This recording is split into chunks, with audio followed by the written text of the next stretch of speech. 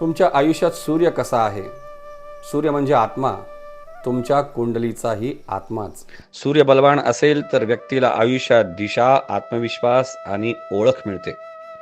व्यक्ती, लोक त्याचा ऐकतात. तो जन्मतःच नेता असतो.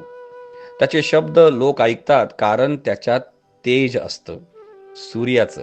पण दुर्बल सूर्य असेल तर मन गोंधळलेलं, वडिलांशी मतभेद आणि लोकांमध्ये मान सन्मान कमी मिळतो. दुर्बल सूर्यासाठी मी एक उपाय सांगतो. रोज सकाळी सूर्योदयापूर्वी एका तांब्याच्या कलशामध्ये पाणी घेऊन त्यात थोडं कुंकू टाकावं आणि ते जल सूर्याला अर्पण करावं, म्हणजे सूर्याला अर्घ्य अर्पण करावा. ओम आदित्याय नमः या मंत्राचा 11 वेळेस जप करावा. अंगाभोवती प्रदक्षिणा करावी आणि सूर्याला वंदन करावं. आयुष्य उजळून निघेल.